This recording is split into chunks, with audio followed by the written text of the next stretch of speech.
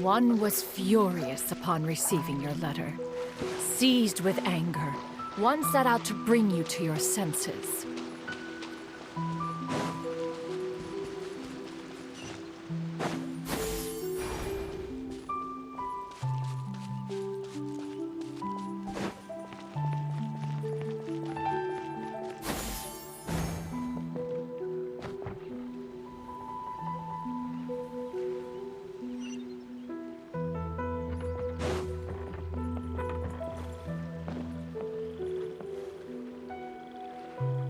In truth, one had more than a few misgivings about your chosen partner.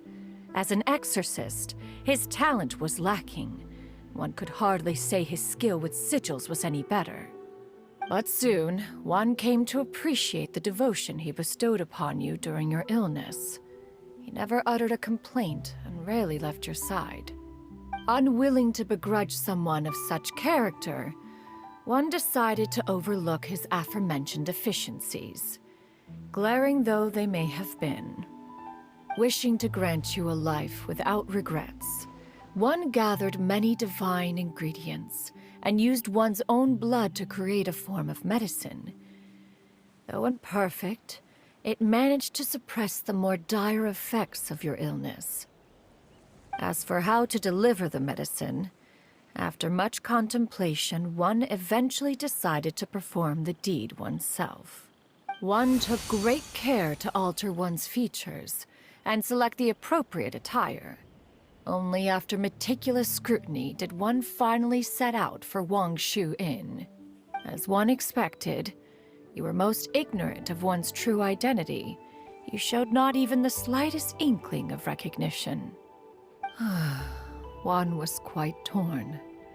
Should one have celebrated the success of one's disguise, or mourned the loss of your acquaintance?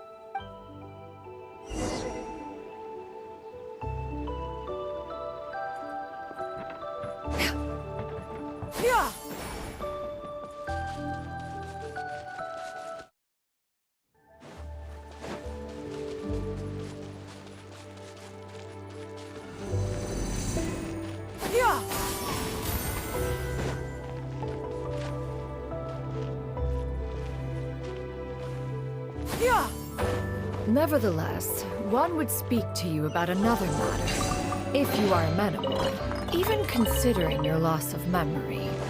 One was simply flabbergasted that you could so easily forget the consequences of consuming medicine infused with adeptal blood. Its proclivity to attract monsters is hardly that complicated of a concept to remember. To think that you tried to travel while weak from sickness and heavy with child. Had one not intervened to clear the fog, all of you would have been lost during the night.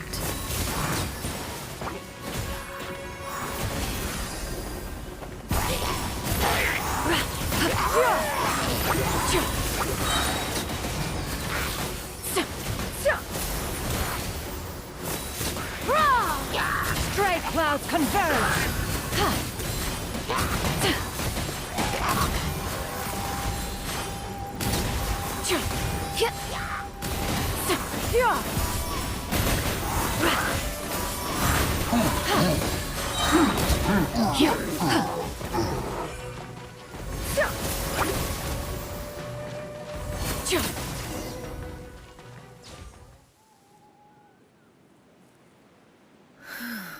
Those monsters would hardly have pursued you with such ferocity without sufficient incentive. They were likely incited by the presence of godly remains. Said godly remains, in turn, were likely drawn to the trace of one scent on your body. One was, after all, an active participant in the Archon War. Some of the gods were likely shattered by contraptions of one's very making. In the end, one was relieved to see you endure through the night. At the break of dawn, one heard an infant's cry pierce through the air, and one saw you carefully cradle the child to your chest. Although certain mortal matters remain foreign to me, one could not help but be moved by your joy. To see you happy, That was more than enough.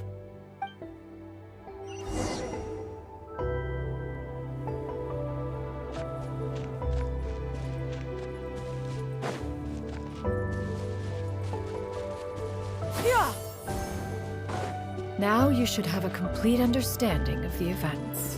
Wait!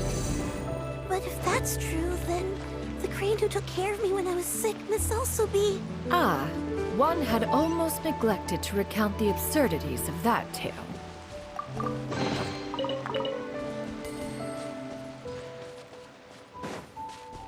Yeah!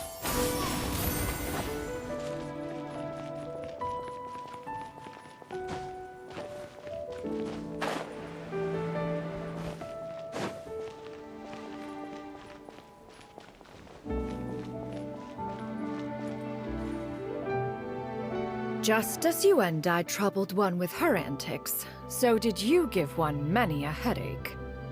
Upon finding you burning with fever, one made plans to bring you back to one's abode for treatment. However, upon seeing one's form, you began to cry, refusing to get on one's back. When one asked you why, apparently you believed that one could not possibly be a true Adeptus, because all illuminated cranes are white from tip to toe. One had no choice but to apply powder to one's body to conceal the variegated nature of one's appearance. You became more than amenable enough when one stood before you devoid of any other coloring.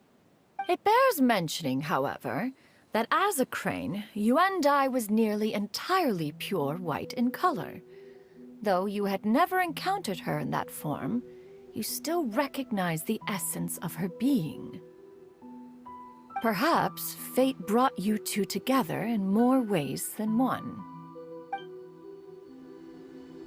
Now all has been revealed.